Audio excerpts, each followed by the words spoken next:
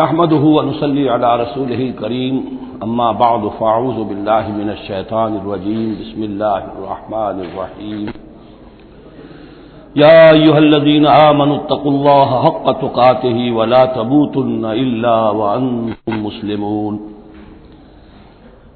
واعتصموا بحبل الله جميعا ولا تفرقوا واذكروا نعمة الله عليكم اذ كنتم اعداء فألف بين قلوبكم فأصبحتم بنعمته إخوانا وكنتم على شفا حفرة من النار فأنقذكم منها كذلك يبين الله لكم آياته لعلكم تهتدون ولتكن منكم أمة يدعون إلى الخير ويأمرون بالمعروف وينهون عن المنكر وأولئك هم المفلحون صدق الله العظيم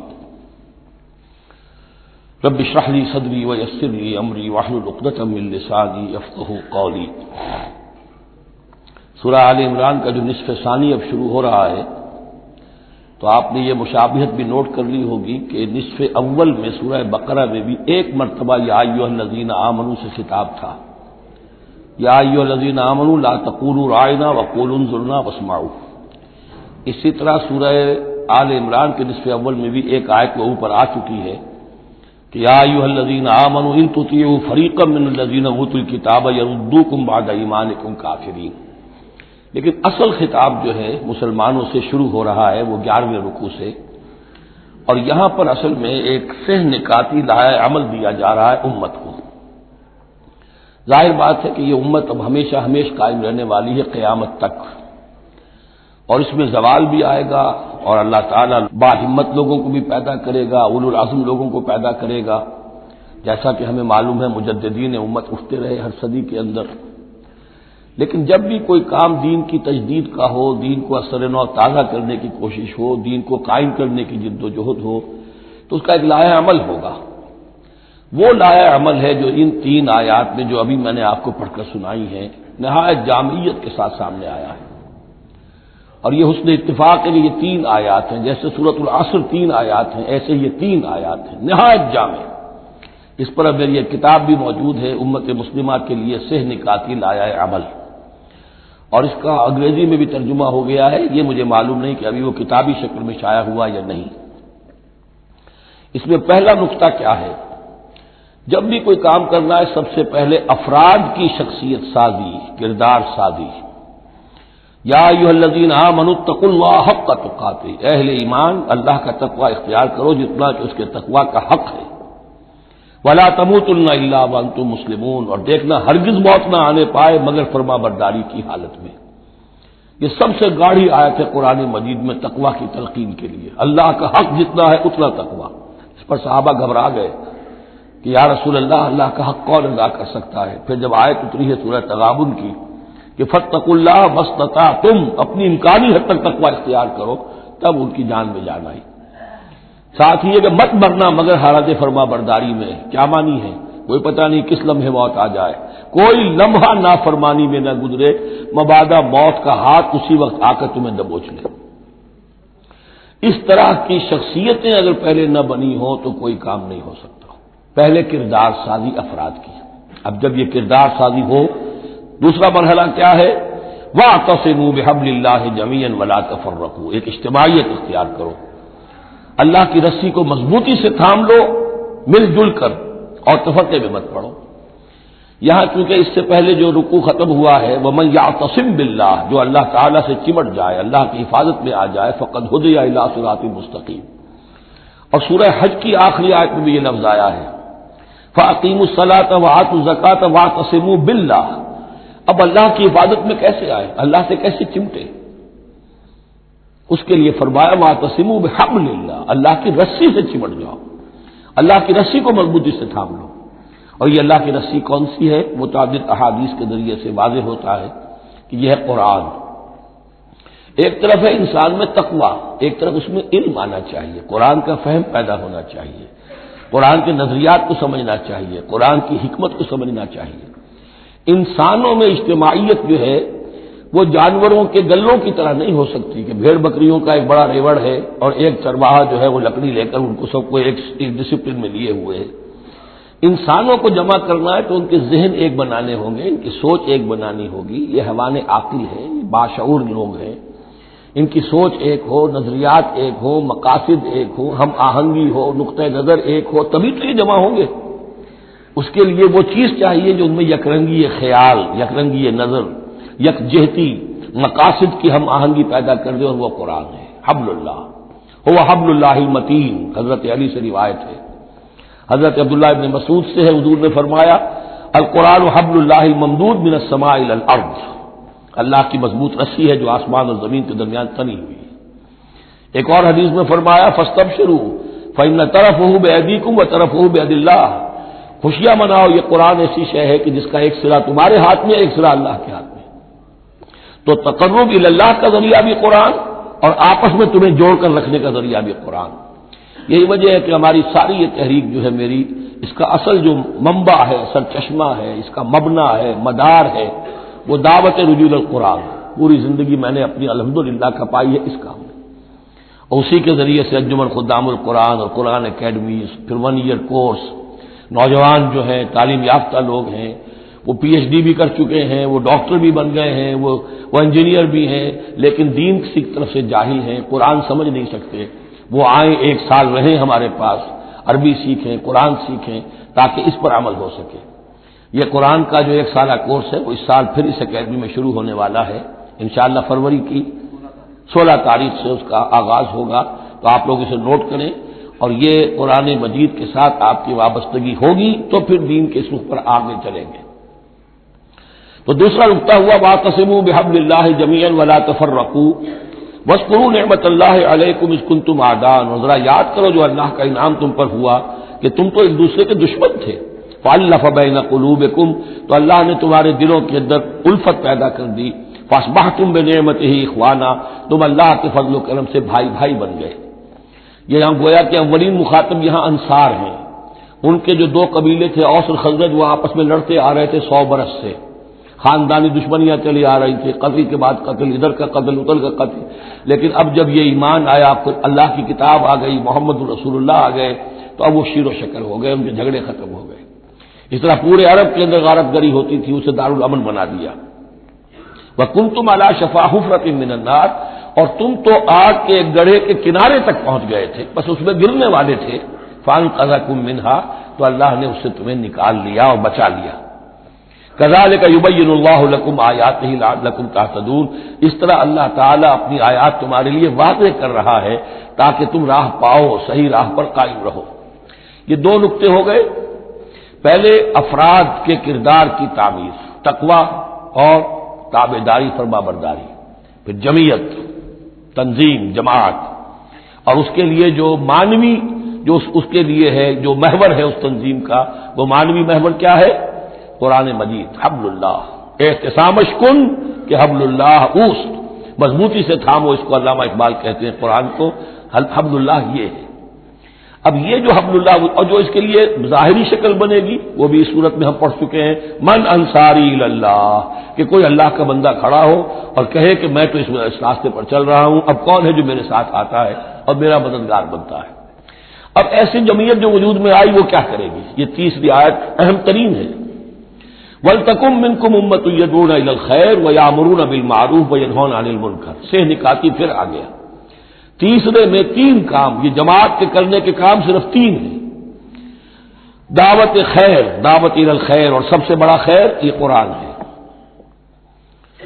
یامرون بالمعروف، نیکی کا حکم دیتے رہیں، وینہون عن المنکر، اور بدی سے روکتے رہیں، واولئک هم المفلحون، اور یہی لوگ ہیں جو فلاح پانے والے ہیں.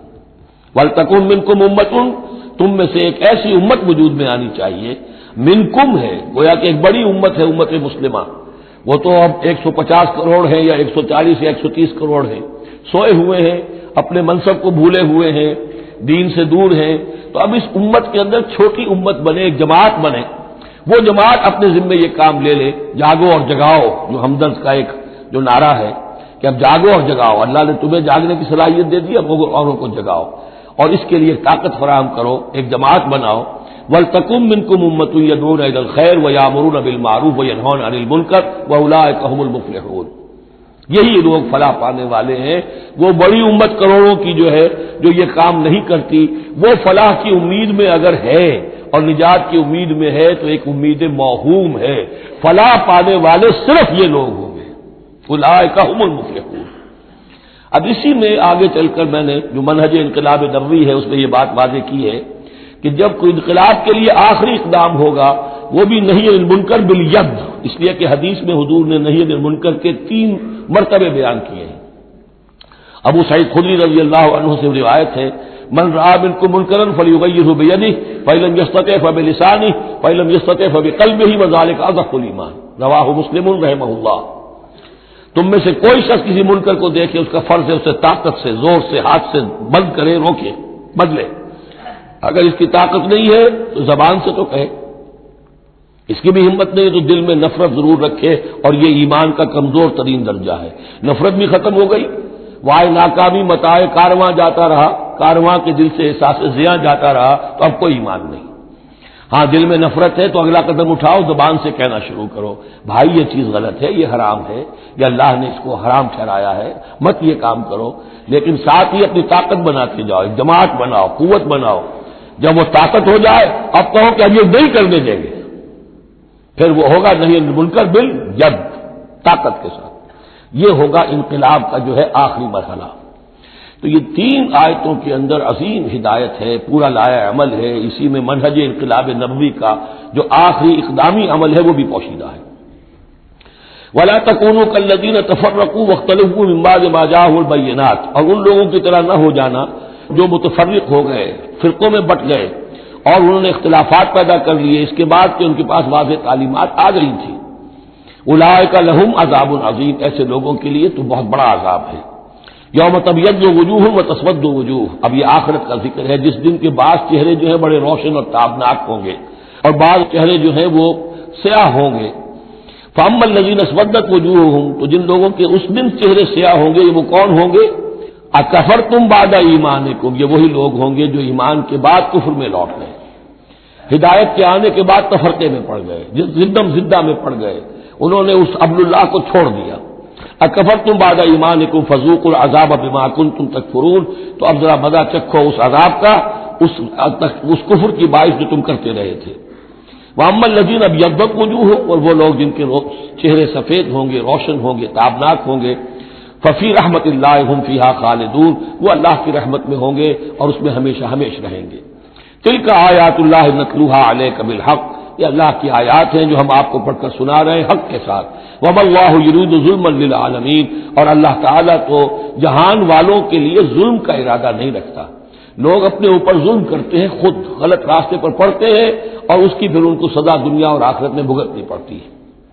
وَلِلَّهِ مَا فِي السَّمَاوَاتِ وَمَا فِي الْأَرْضِ، جیسا کہ میں نے عرض کیا اکثر اہم بحثوں کے بعد پھر یہ آیت آتی ہے اس طرح کی کہ گویا کہ یہ ایک کنکلوڈنگ بات اللہ ہی کے لیے ہے جو کچھ آسمانوں اور زمین میں ہے، وَإِلَى اللَّهِ تُرْجَعُ الْأُمُورُ، اور بالآخر سارے معاملات اللہ ہی کی طرف لوٹا دیے جائیں گے۔ كُنتُمْ خَيْرَ أُمَّةٍ أُخْرِجَتْ لِلنَّاسِ، تم وہ بہترین امت ہو جسے لوگوں کے لیے برپا کیا گیا ہے، یعنی یہ پوری امت مسلمہ اس لیے بنائی گئی تھی۔ یہ دوسری بات ہے امت مسلمہ بھول جائے، جب بھول جائے تو پھر جو بھی ان میں سے جاگے وہ دوسروں کو جگا کر امہ ودن امہ، اس امت کے اندر اندر جماعت، پارٹی ودن پارٹی، امہ ودن امہ بنائے اور وہ کام کریں جو اوپر ہے۔ لیکن حقیقت میں تو اس امت مسلمہ کا ایز سچ مجموعی طور پر فرض منصبی یہی ہے۔ کنتم خیر امت، دیکھیے یہ اس آیت کو رکھیے اب سورہ بقرہ میں جو آیت تھی، وَكَذَلِكَ جَعَلْنَاكُمْ أُمَّةً وَسَطًا لِتَكُونُوا شُهَدَاءَ عَلَى النَّاسِ وَيَكُونَ الرَّسُولُ عَلَيْكُمْ شَهِيدًا، اسی کے ہم وزن یہ آیت ہے سورہ آل عمران کی، کنتم خیر امت اخرجت للناس، تم بہترین امت ہو جسے لوگوں کے لیے نکالا گیا ہے۔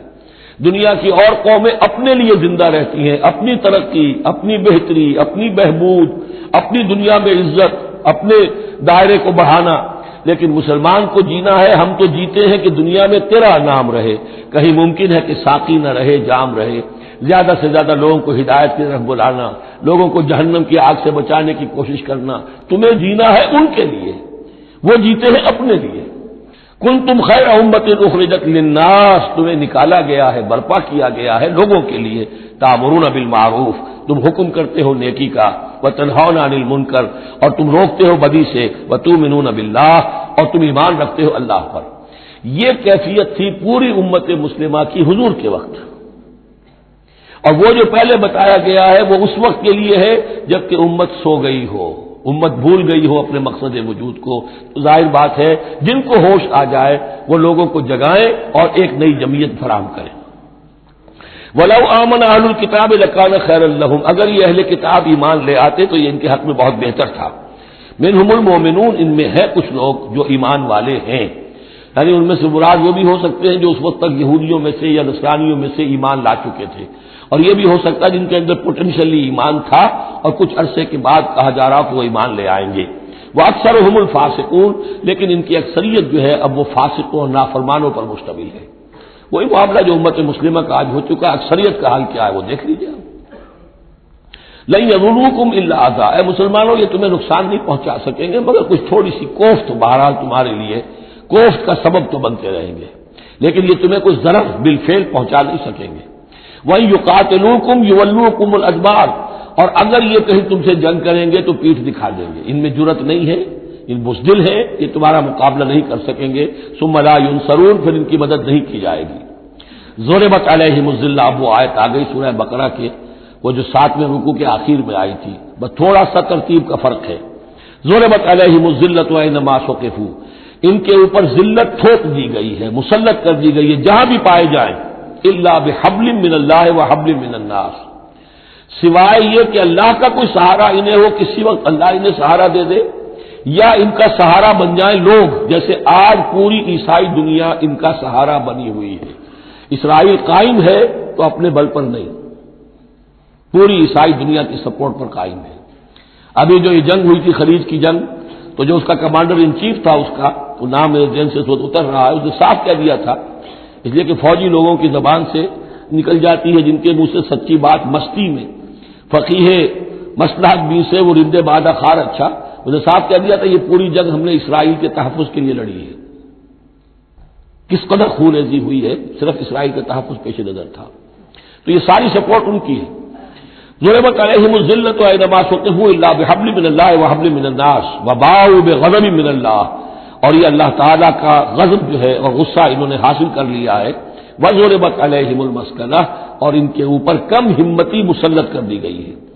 ذَلِكَ بِأَنَّهُمْ كَانُوا يَكْفُرُونَ بِآيَاتِ اللَّهِ، جو کہ تو وہی الفاظ آ رہے ہیں، اور اللہ تعالیٰ تو ظالم نہیں ہے، ان کا یہ حشر اس لیے ہوا ہے کہ یہ اللہ تعالیٰ کی آیات کا انکار کرتے رہے۔ وَيَقْتُلُونَ الْأَنبِيَاءَ بِغَيْرِ حَقٍّ، اور انبیاء تک کو قتل کرتے رہے ناحق۔ ذَلِكَ بِمَا عَصَوْا وَكَانُوا يَعْتَدُونَ، اور یہ ہوا اس لیے کہ انہوں نے نافرمانی کی روش اختیار کی اور حدود سے تجاوز کیا۔ لیسوا سواء، پھر وہی بات جو میں عرض کر چکا ہوں، یہ سب کے سب برابر نہیں ہیں، ان میں سے اچھے بھی ہیں برے بھی ہیں۔ من اہل الکتاب امۃ قائمۃ یتلون آیات اللہ آناء اللیل وهم یسجدون، اہل کتاب میں ایسے لوگ بھی ہیں جو کھڑے رہنے والے لوگ ہیں، سیدھے راستے پر ہیں، اللہ کی آیات پڑھتے رہتے ہیں رات کے اوقات میں اور سجدہ بھی کرتے ہیں۔ خاص طور پر چونکہ یہاں اہل کتاب کا لفظ آ رہا ہے، جو عیسائی راہب تھے حضور کے زمانے میں، ان پر کثیر تعداد جو ہے وہ اس کردار کی حامل تھی۔ انہی میں سے ایک بحیرہ راہب تھا جس نے بچپن میں حضور کو پہچان لیا تھا، تو ان میں ایسے لوگ موجود تھے۔ یقیناً کوئی چھپے ہوئے ہوں گے یہود میں بھی، لیکن اکثر و بیشتر یہود میں سے یہ کردار ختم ہو چکا تھا، بہت ہی چند لوگ، لیکن عیسائیوں میں بکثرت موجود تھے۔ لیسوا سواء من اہل الکتاب امۃ قائمۃ یتلون آیات اللہ آناء اللیل وهم یسجدون یؤمنون باللہ والیوم الآخر، وہ ایمان رکھتے ہیں اللہ پر اور یوم آخر پر، وَيَأْمُرُونَ بِالْمَعْرُوفِ وَيَنْهَوْنَ عَنِ الْمُنكَرِ، نیکی کا حکم دیتے ہیں بدی سے روکتے ہیں، وَيُسَارِعُونَ فِي الْخَيْرَاتِ، اور نیکیوں میں ایک دوسرے سے آگے نکلنے کی کوشش کرتے ہیں، وَأُولَٰئِكَ مِنَ الصَّالِحِينَ، اور یقیناً یہ صالحین میں سے ہیں، وَمَا يَفْعَلُوا مِنْ خَيْرٍ فَلَنْ يُكْفَرُوهُ، جو خیر بھی یہ کریں گے تو اس کی ناقدری نہیں کی جائے گی۔ وَاللَّهُ عَلِيمٌ بِالْمُتَّقِينَ، اللہ تعالیٰ اپنے ایسے متقی بندوں سے واقف ہے۔ ان الذين كفروا لن تغني عنهم اموالهم ولا اولادهم من الله شيئا، اس کے برعکس جو لوگ کفر پر اڑ جائیں گے ان کے کام نہیں آ سکیں گے، نہ ان کے اموال نہ ان کی اولاد اللہ سے بچانے میں کچھ بھی۔ واولئک اصحاب النار، وہ جہنمی ہیں، ہم فیہا خالدون، اسی میں رہیں گے۔ مثل ما ينفقون في هذه الحیات الدنیا كمثل ريح فيها سر اصابت حرث قوم ظلموا انفسهم فاهلكت۔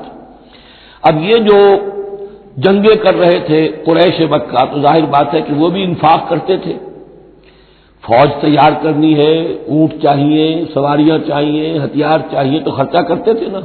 اب یہ اس کی طرف اشارہ ہے کہ یہ لوگ جو دنیا کی زندگی میں کچھ خرچ کرتے ہیں، یا تو دین کی مخالفت کے لیے، یا اپنے جی کو ذرا جھوٹی ایک تسلی دینے کے لیے کہ ہم کچھ نہ کچھ صدقہ خیرات بھی کرتے ہیں، چاہے ہمارا کردار کتنا ہی گر گیا ہو، تو ان کے انفاق کی مثال ایسی ہے کمثل ریح فیہا سر، کہ جیسے ایک زوردار آندھی ہو جس میں پالا ہو، بہت ٹھنڈ ہو، اصابت حرث قوم، وہ کسی قوم کی کھیتی کو آ پڑے، ظلموا انفسهم، جنہوں نے اپنی جان پر ظلم کیا، فاہلکت ہو، اور اس سب کو تباہ و برباد اور تہس نہس کر کے رکھ دے۔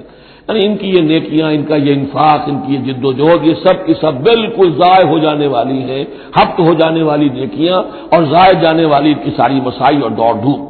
وما ظلمهم الله ولكن انفسهم يظلمون، اور انہوں نے، ان پر اللہ نے کوئی ظلم نہیں کیا، بلکہ وہ اپنی جانوں پر خود ظلم ڈھا رہے ہیں۔ یا ایھا الذین آمنوا لا تتخذوا بطانة من دونکم، اہل ایمان مت بناؤ اپنے بھیدی اپنے سوا کسی کو، یعنی رازدار نہ بناؤ سوائے کسی مسلمان کے جس کے بارے میں اطمینان ہو، صاحب ایمان ہے، اس کے علاوہ کسی اور شخص کو اپنا بھیدی نہ بناؤ۔ چونکہ یہ مدینے میں رہتے تھے بہت عرصے سے، ان کی دوستیاں تھیں یہودیوں کی، اور ادھر جو ہے یہ اوس اور خزرج کے لوگوں کی، وہ دوستیاں ہیں، پس منظر ہے، پرانے تعلقات ہیں، روابط ہیں، اس کی وجہ سے وہ بسا اوقات جو راز کی باتیں ہوتی تھی وہ بھی بیچارے سادہ لوح مسلمان اپنی نیکی کے اندر، سادگی میں، وہ بھی ان کو بتا دیتے تھے۔ لا تتخذوا بطانة من دونکم لا یعلونکم خبالا، وہ تمہارے لیے کسی خرابی میں کوئی کسر نہیں چھوڑتے۔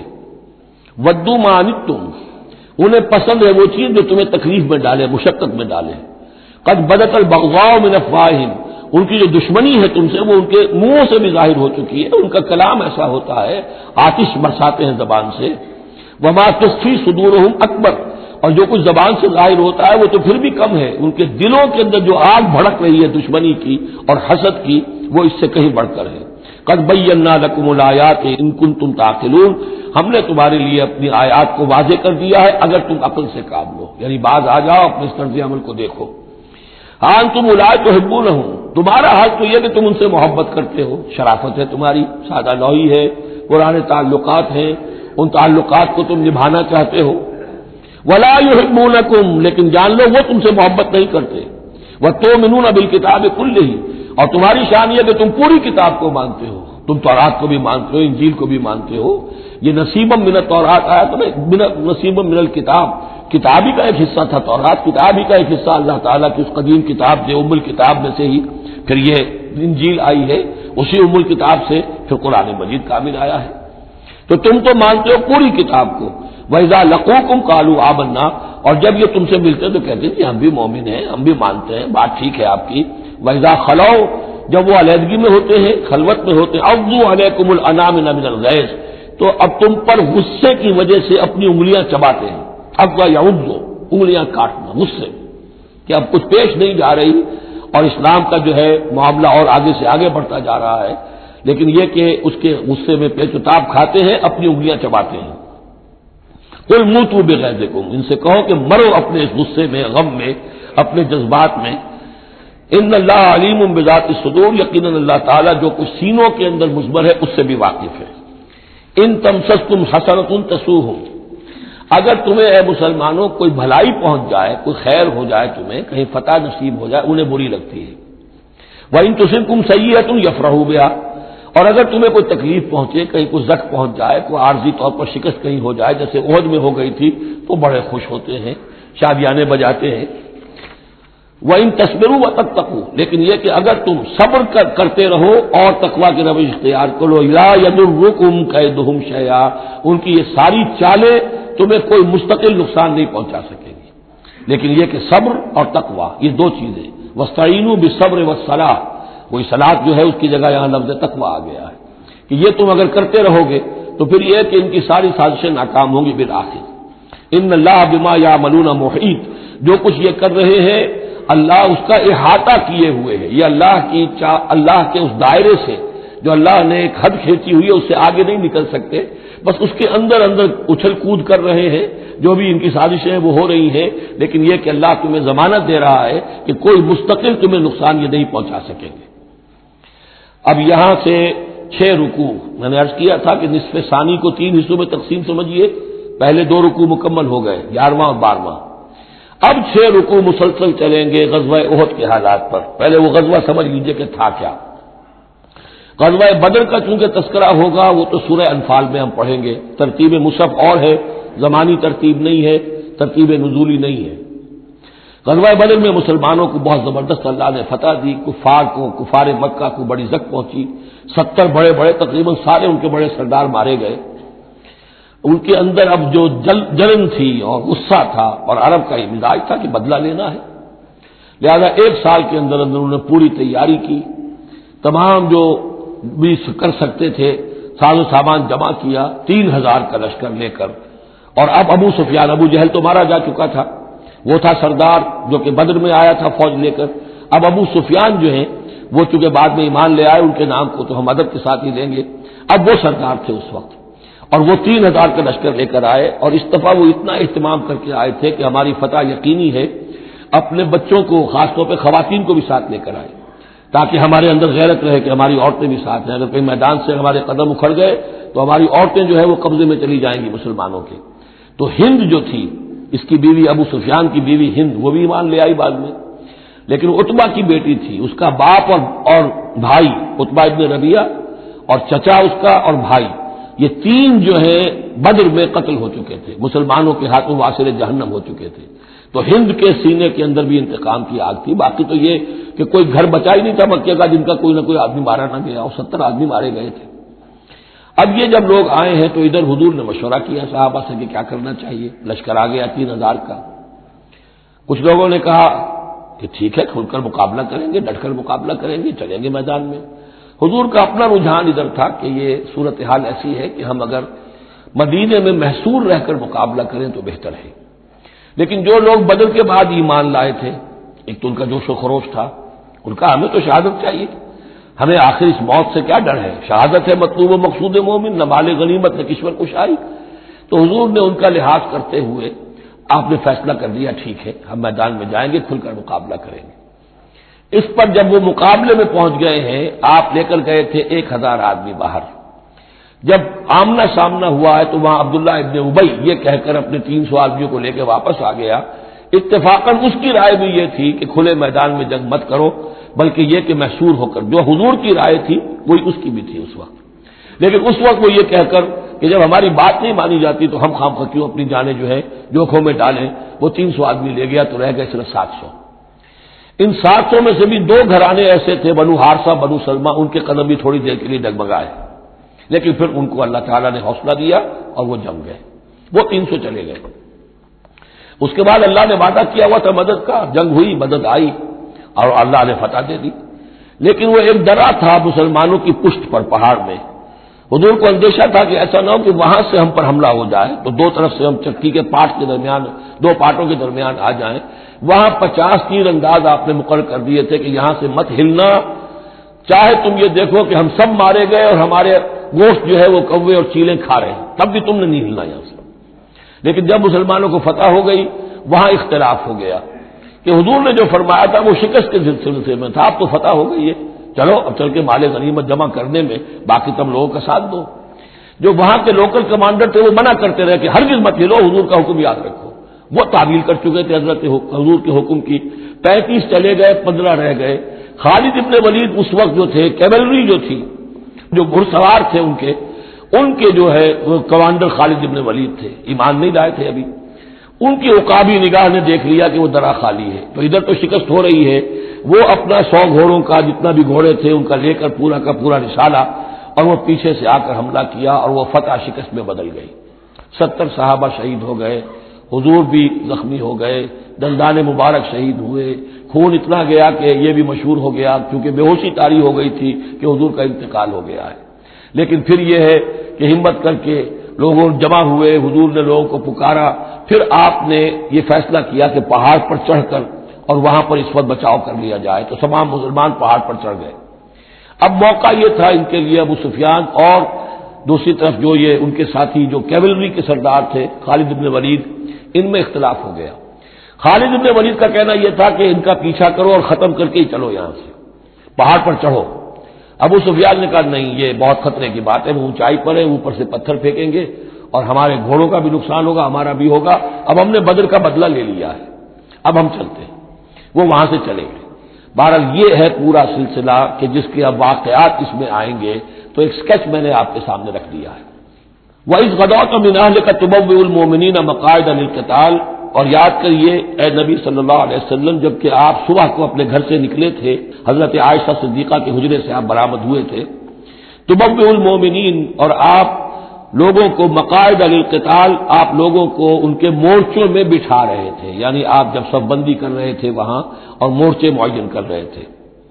واللہ سمیع علیم، اللہ سب کچھ سننے والا اور جاننے والا ہے۔ اذ ہمت طائفتان منکم ان تفشلا، جبکہ دو گروہ تم میں سے ایسے تھے اے مسلمانوں کہ وہ کچھ کمزوری انہوں نے دکھائی، نامردی کا مظاہرہ کیا، ان کے پاؤں لڑکھڑائے۔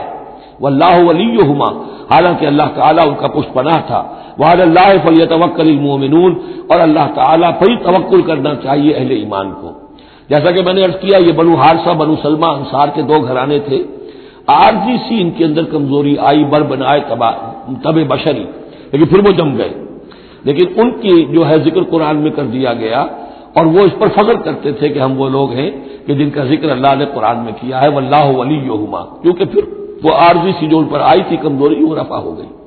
اور آپ غور کریں گے کہ وہ جو بدبخت تھے 300 جو چلے گئے عین میدان جنگ سے، ان کا ذکر بھی اللہ نہیں کر رہا یہاں پر، گویا کہ وہ اس لائق بھی نہیں ہے کہ ان کا ذکر کیا جائے۔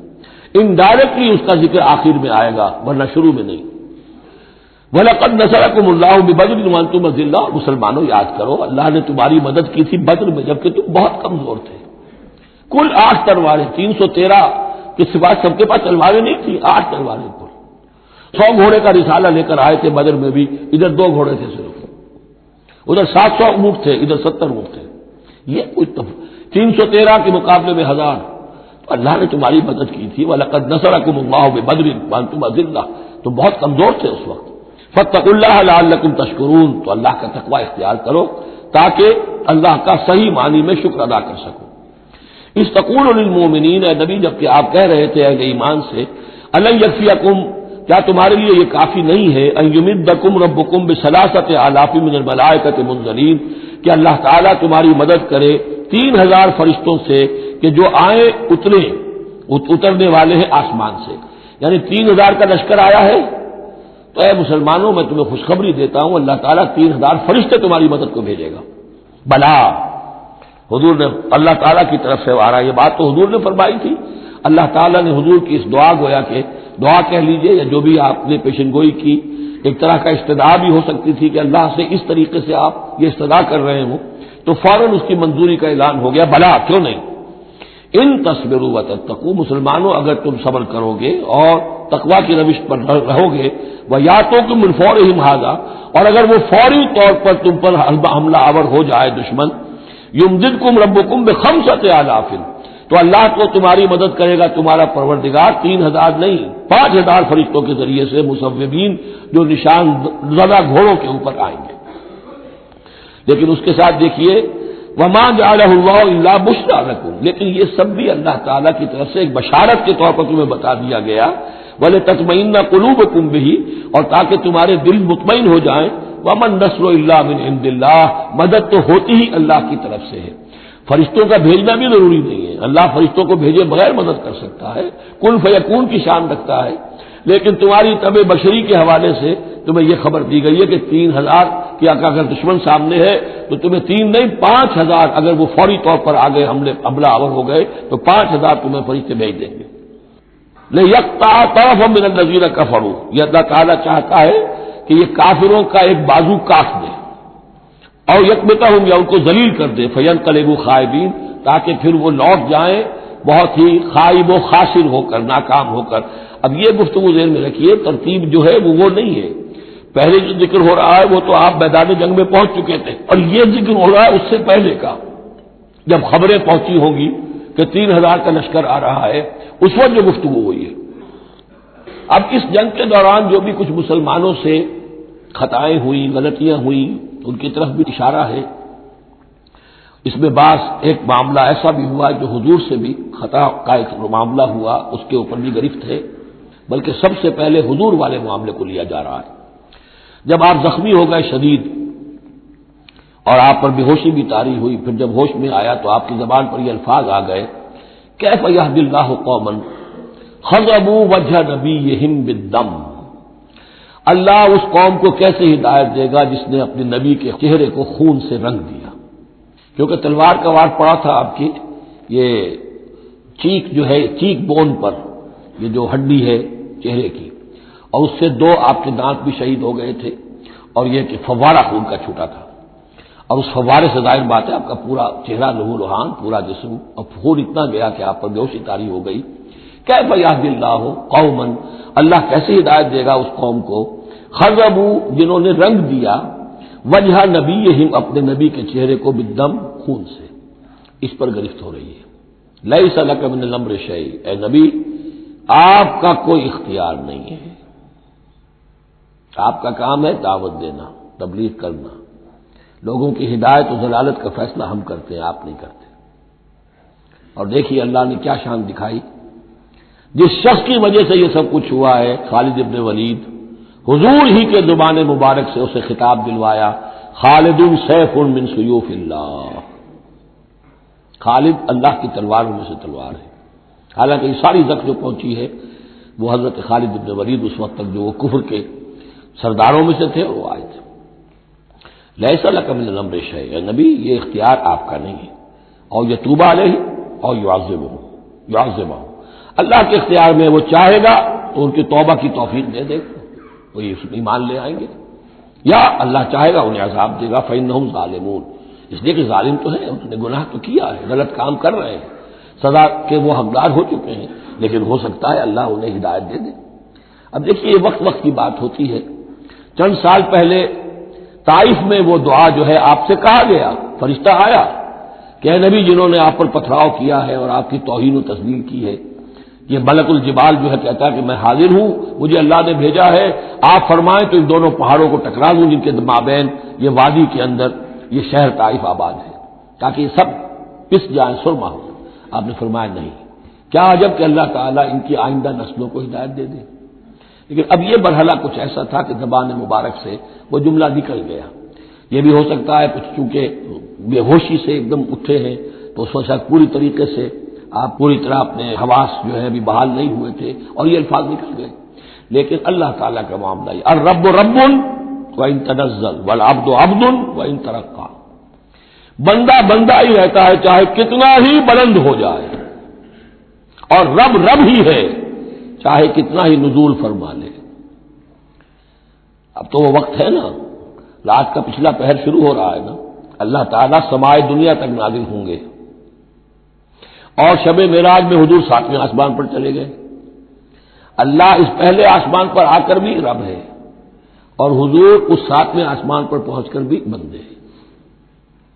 الرب رب وان تنزل والعبد عبد وان ترقى وللہ ما فی السماوات وما فی الارض، اللہ ہی کے لیے ہے جو کچھ کہ ہے آسمانوں اور زمین میں، یغفر لمن یشاء ویعذب من یشاء، وہ جس کو چاہتا ہے بخش دیتا ہے، جس کو چاہتا ہے عذاب دیتا ہے۔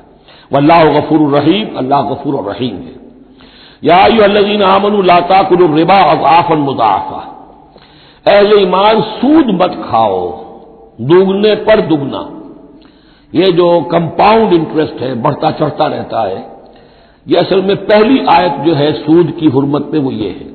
بلکہ نوٹ کیجئے، جیسا کہ میں نے نوٹ کرا دیا تھا کل آپ کو، سب سے پہلے ایک مکی صورت میں سورہ روم میں بات آ گئی تھی، ما آتیتم من ربا لیربو فی اموال الناس فلا یربو عند اللہ وما آتیتم من زکاۃ تریدون وجہ اللہ فاولئک هم المضعفون۔ تو انفاق فی سبیل اللہ اور سود کو ایک دوسرے کے مقابل رکھ کر جو بھی اس سود کے اندر جو قباحت اور شناعت تھی وہ واضح کر دی، جیسے کہ شراب اور جوئے کی جو خرابی تھی اس کو سورۃ البقرہ میں بیان کر دیا تھا۔ اب یہاں وہ دوسرا آ گیا معاملہ کہ یہ کم سے کم سود کی شرح جو بہت زیادہ، جسے یوزلی کہتے ہیں آج کل، یہ سود کے جو ذاتی مسائل کے لیے لیتے ہیں، ہمارے ہاں بھی ایسے سود خور موجود ہیں، بہت ہائی ریٹ آف انٹرسٹ پر، وہ دیتے ہیں لوگوں کو قرض اور ان کا خون چوس جاتے ہیں. تو پہلے اس سود کی مذمت آئی ہے. آخری حکم ہے پھر اس سود کا جو بیع کے اندر سود ہے. وہ ہے وہ حکم کہ جو سن 9 میں نازل ہوا، لیکن ترتیب مصحف میں وہ سورہ بقرہ میں ہے. وہ پورا رکوع ہم پڑھ چکے ہیں، اور اس رکوع کی آخری آیت وہ ہے جو قرآن مجید کی آخری آیت ہے ترتیب نزولی میں، واتقوا یوما ترجعون فیہ الی اللہ. یہ کیوں یہاں پر آیت آئی ہے؟ اس لیے کہ محسوس ایسا ہوتا ہے کہ وہ جو 35 تیر انداز وہاں سے چھوڑ کر چلے گئے تھے تو کوئی ان کے تحت شعور میں مال غنیمت کی کوئی طلب تھی جو نہیں ہونی چاہیے تھی. اس حوالے سے کہ سود خوری جو بھی ہے یہ انسان کے اندر مال سے محبت ایسی پیدا کر دیتی ہے جس کی وجہ سے اس کے کردار کے اندر بڑے بڑے خلا پیدا ہو سکتے ہیں. لہذا یہاں اسی کے حوالے سے یا ایھا الذین آمنوا لا تاکلوا الربا اضعافا مضاعفۃ واتقوا اللہ لعلکم تفلحون، اور اللہ کا تقوی اختیار کرو تاکہ تم فلاح پاؤ. واتقوا النار التی اعدت للکافرین، اس آگ سے بچو، ڈرو اس آگ سے جو کافروں کے لیے تیار کی گئی ہے، بھڑکائی گئی ہے. واطیعوا اللہ والرسول لعلکم ترحمون، اور اللہ اور اس کے رسول کی اطاعت کرتے رہو تاکہ تم پر رحم کیا جائے.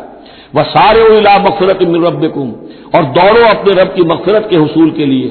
وجنۃ عرضها السماوات والارض، اور اس جنت کو حاصل کرنے کے لیے جس کا پھیلاؤ آسمانوں اور زمین جتنا ہے. اعدت للمتقین، وہ تیار کی گئی ہے، سنواری گئی ہے، اس کا سنگھار کیا گیا ہے اہل تقوی کے لیے. الذین ينفقون فی السراء والضراء، وہ لوگ جو خرچ کرتے ہیں سود کے مقابلے میں انفاق. یہ تقابل پھر دیکھ لیجیے، جو خرچ کرتے ہیں سرائے خوشی میں بھی، والضراء خود تنگست ہے تب بھی کرتے ہیں چاہے تکلیف میں ہیں. والکاظمین الغیظ، اور وہ لوگ جو اپنے غصے کو پی جانے والے ہیں. والعافین عن الناس، اور وہ لوگ جو لوگوں کی خطاؤں سے درگزر کرتے ہیں انہیں معاف کر دیتے ہیں. واللہ یحب المحسنین، اللہ تعالیٰ ایسے محسنین کو پسند کرتا ہے. یہ درجہ احسان ہے، اسلام، ایمان، پھر احسان. والذین اذا فعلوا فاحشۃ او ظلموا انفسهم، اور اگر ان میں سے کبھی کسی سے کوئی غلطی ہو جاتی ہے کہ اگر وہ کر بیٹھے کوئی کھلا گناہ، کوئی بے حیائی کا ارتکاب، یا اپنے اوپر کوئی اور ظلم کر بیٹھے، ذکر اللہ، فوراً انہیں اللہ یاد آ جاتا ہے. فاستغفروا لذنوبہم، تو وہ اللہ تعالیٰ سے استغفار کرتے ہیں. یہ مضمون سورہ نساء میں آئے گا کہ اللہ تعالیٰ نے اپنے اوپر واجب ٹھہرایا ہے کہ جو شخص مسلمان صاحب ایمان کو خطا اس سے ہو جائے اور وہ فوراً توبہ کر لے تو اللہ تعالیٰ جو ہے اس نے اپنے اوپر واجب ٹھہرا لیا ہے کہ اس کی دعا کو ضرور قبول کرے گا. وَمَن يَغْفِرُ الذُّنُوبَ إِلَّا اللَّهُ، اور کون ہے جو معاف کر سکے گناہوں کو سوائے اللہ کے. وَلَمْ يُصِرُّوا عَلَىٰ مَا فَعَلُوا، اور وہ اپنے اس غلط فعل پر اصرار نہیں کرتے. یعنی یہ کہ کرتے چلے جا رہے کرتے چلے جا رہے کرتے چلے جا، موت آ گئی تو اب توبہ کریں گے، تب توبہ نہیں ہے. ایک خطا ہو گئی، جذبات میں ہو گئی، بھول میں ہو گئی، فوراً ہوش آیا، فوراً جو ہے گڑ گڑائے، فوراً توبہ کی، عزم مصمم کیا اللہ دوبارہ نہیں کروں گا، پوری پشیمانی کے ساتھ اللہ کی جناب میں اپنے پورے صمیم قلب کے ساتھ توبہ کی، اللہ اس توبہ کی قبول کرنے کی ضمانت دیتا ہے. اولئک جزاؤہم مغفرۃ من ربہم، یہ وہ لوگ ہیں کہ جن کا بدلہ ہے ان کے رب کی طرف سے مغفرت.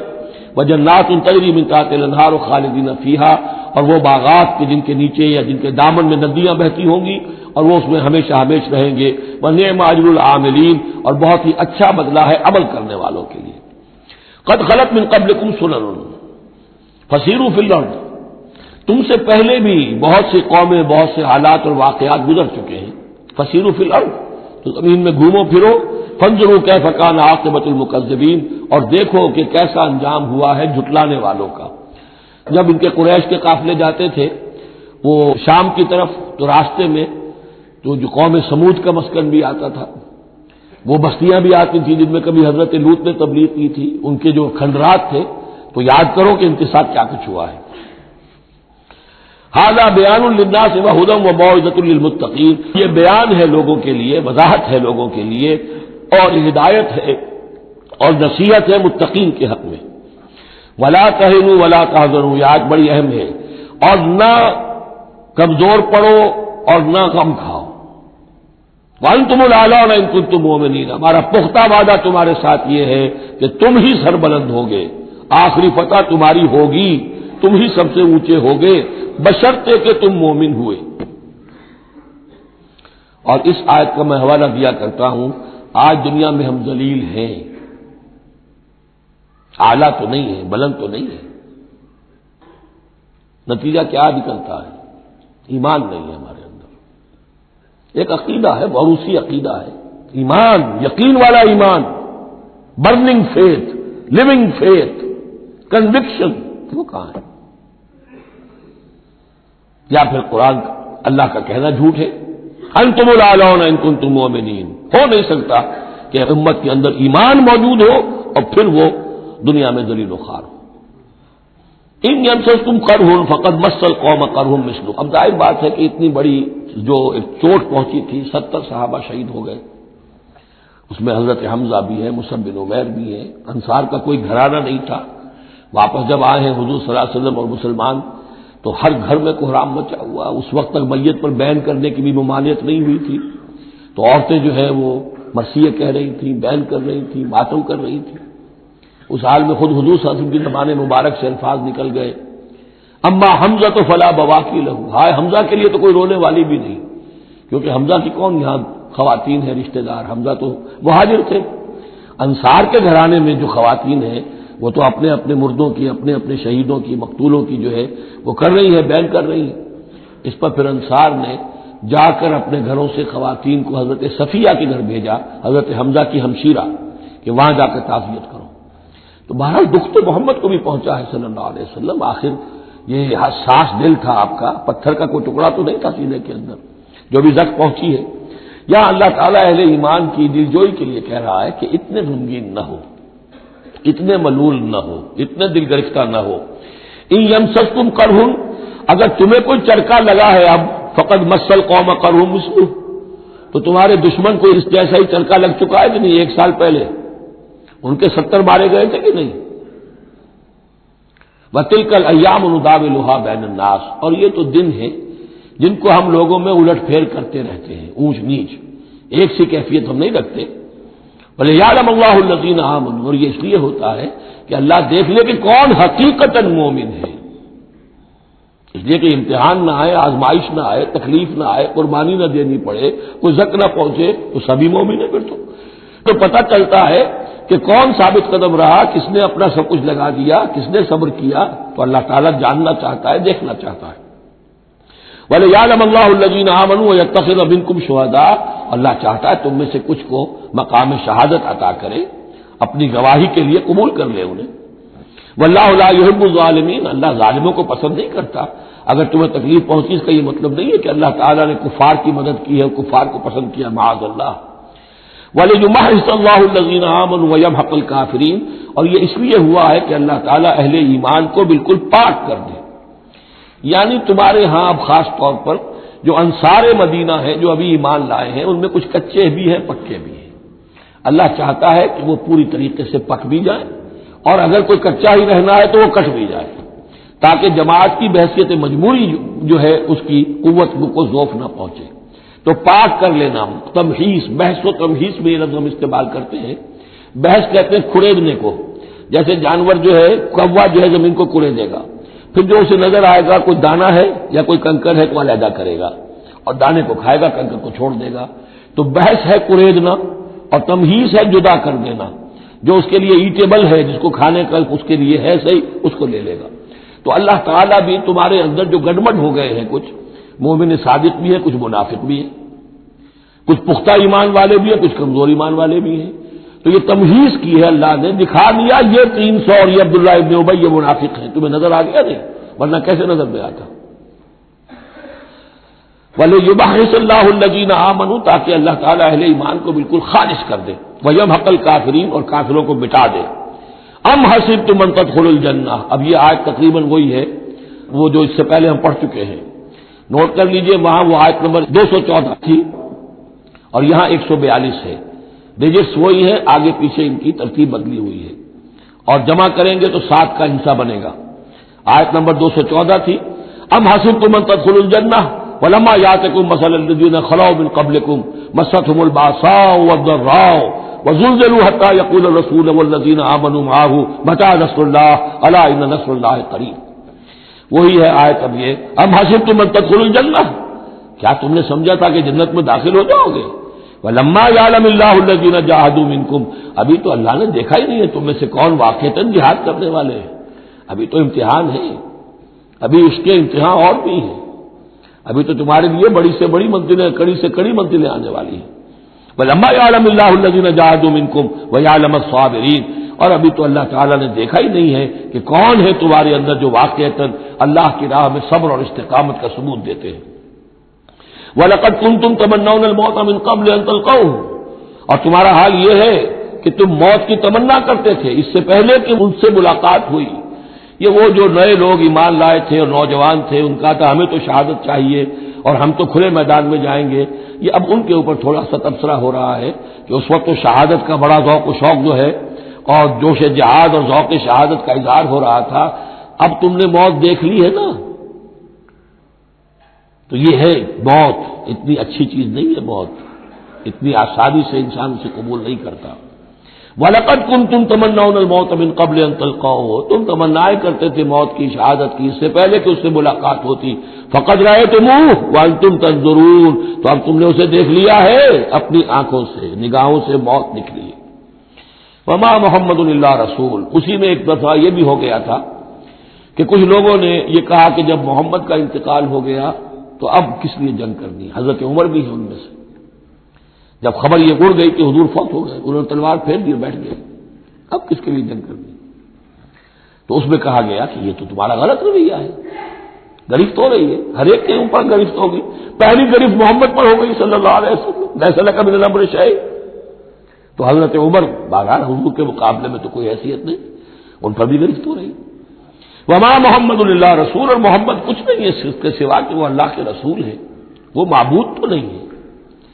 تم ان کے لیے تو جہاد نہیں کر رہے، تم جہاد اللہ کے لیے کر رہے ہو. دین کا غلبہ جو ہے وہ اللہ کے دین کا غلبہ ہے. محمد کی حیثیت کیا ہے؟ وہ تو اللہ کے رسول ہے. وما محمد الا رسول قد خلت من قبلہ الرسل، اور ان سے پہلے بہت سے رسول گزر چکے.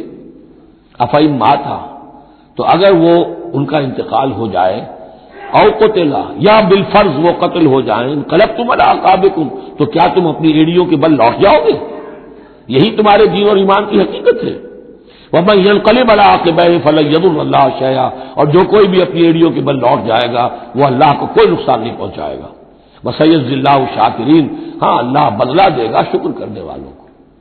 حضرت عمر چونکہ جذباتی انسان تھے، اس میں کوئی شک نہیں، تقریباً یہی کیفیت حضور کے انتقال پر پھر ہو گئی تھی ان کی. تلوار کھینچ کر بیٹھ گئے تھے، جو کہے گا محمد کا انتقال ہو گیا سر اڑا دوں گا اس کا.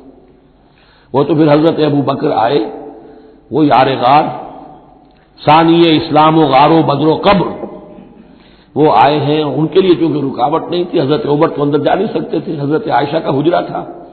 اب حضرت عائشہ بیٹی ہیں حضرت ابو بکر کی، وہ سیدھے گئے حجرے میں، جا کر چہرہ مبارک پر چادر تھی ہٹائی اور آپ کی پیشانی کو بوسہ دیا اور کہا کہ اب دوبارہ موت آپ پر وارد نہیں ہوگی، اب تو حیات جاودانی آپ کو حاصل ہو چکی. پھر باہر آ کر یہی آیت پڑھی، وما محمد الا رسول قد خلت من قبلہ الرسل افئن مات او قتل انقلبتم علی اعقابکم. حضرت عمر کہتے ہیں مجھے محسوس ہوا جیسے یہ آیت ابھی نازل ہوئی ہے، اتنا اثر ہوا. یہ عظیمت تھی حضرت ابو بکر کی، بہت بلند مقام ہے حضرت ابو بکر کا. وما كان النفس ان تموت الا باذن اللہ، اور کسی جان کے لیے یہ ممکن ہی نہیں ہے کہ وہ مر سکے، اس پر موت وارد ہو مگر اللہ کے حکم سے. کتابا مؤجلہ، وہ تو لکھی ہوئی شے ہے اجل معین کے ساتھ، ہر ایک کا وقت طے ہے. Death is the best guard, آپ کا باڈی گارڈ جو ہے سب سے بہترین وہ موت ہے. موت کا وقت جب ہے تبھی آئے گی، اس سے پہلے کوئی آپ کے لیے موت لا نہیں سکتا. لہذا سب سے بڑی حفاظت انسان کے لیے خود اس کی موت ہے. وما كان النفس ان تموت الا باذن الله كتابا مؤجلا ومن يريد ثواب الدنيا نؤته منها، جو کوئی دنیا کا اجر و ثواب چاہتا ہے ہم اسے دیتے ہیں. یہ سورہ بقرہ میں بھی ہم پڑھ چکے تھے حج کے ذکر میں. ومن يريد ثواب الآخرة نؤته منها، اور جو واقعتاً آخرت کا ثواب چاہتا ہے، بدلہ چاہتا ہے، جزا چاہتا ہے اپنے اعمال کی، ہم اس میں سے اس کو دیں گے. وسنجزی الشاکرین، اور شکر کرنے والوں کا کو ہم جزا دیں گے. وَكَأَيٍّ مِّن نَّبِيٍّ قَاتَلَ مَعَهُ رِبِّيُّونَ كَثِيرٌ، اور اے مسلمانوں یہ تمہارے ساتھ جو واقعہ پیش آیا ہے وہ پہلا تو نہیں ہے. کتنے ہی نبی ایسے گزرے ہیں کہ ان کے ساتھ ہو کر ربیون، یہ ربی ربائی جو ان کا یہودیوں کے ہاں آج بھی لفظ چلتا ہے، ربانیون ربائز ربی جو اللہ والے ہیں، اللہ کے ماننے اور چاہنے والے، اللہ کے متوالے، اللہ کے دیوانے. کائین من نبی، کتنے ہی نبی گزرے ہیں، قاتل معہ، ان کے ساتھ ہو کر جنگ کیا، ربیون نے، کثیر، اللہ والوں نے، اللہ کے غلاموں نے، اللہ کے عاشقوں نے. فما وہنوا لما اصابهم فی سبیل اللہ، تو اللہ کی راہ میں جو بھی تکلیفیں ان پر آئیں اس میں انہوں نے جی نہیں ہارا. وما ضعفوا، نہ انہوں نے کمزوری دکھائی. وما استکانوا، نہ ہمت ہاری. واللہ یحب الصابرین، اور اللہ تعالیٰ کو ایسے صابروں ہی سے محبت ہے. تو اے مسلمانوں، ان کا کردار اپناؤ اور دل گرفتہ نہ ہو. وما كان قولهم الا ان قالوا ربنا اغفر لنا ذنوبنا واسرافنا في امرنا، اور ان کا تو ہر مرحلے پر یہی قول ہوتا تھا کہ وہ دعا کرتے تھے، اے رب ہمارے بخش دے ہمیں ہمارے گناہ، واسرافنا في امرنا، اور اگر ہم سے اپنے کسی معاملے میں حد سے تجاوز ہو جائے، جیسے کچھ تجاوز ہو گیا حضور سے کہ آپ نے وہ الفاظ فرما دیے کیف یہدی اللہ قوما خضبوا وجہ نبیہم بالدم، یا جیسے حضرت عمر سے ہو گیا کہ تلوار پھینک کر بیٹھ گئے. تو اللہ جو اسراف ہم سے ہو جائے، اسراف ہے کسی حد سے تجاوز کر جانا، جائز حد تک خرچ کرنا ٹھیک ہے، آپ اس میں آگے بڑھ جاتے ہیں وہ اسراف ہے. وہ اسرافنا فی امرنا، بخش دے جو بھی اسراف، جو بھی زیادتی ہم سے ہو گئی. وہ ثبت اقدامنا، اور ہمارے قدموں کو جما دے. وانصرنا علی القوم الکافرین، اور ہماری مدد فرما کافروں کے مقابلے میں. یہی دعا تھی حضرت طالوت کے ساتھیوں کی، یہی دعا تھی جس پر ختم ہوئی وہ دعا کہ جو سورہ بقرہ کے اختتام پر آئی فانصرنا علی الکافرین، وہی دعا یہاں بھی ہے. فآتاہم اللہ ثواب الدنیا وحسن ثواب الآخرہ، تو ان لوگوں کو اللہ تعالیٰ نے عطا فرمایا دنیا کا ثواب بھی، دنیا میں بھی سربلندی دی، فتوحات دی، وحسن ثواب الآخرہ، اور آخرت کے ثواب کا تو بہت ہی عمدہ حصہ ان کے لیے ہے. واللہ یحب المحسنین، اور اللہ تعالیٰ جو ہے ایسے محسنین کو پسند کرتا ہے.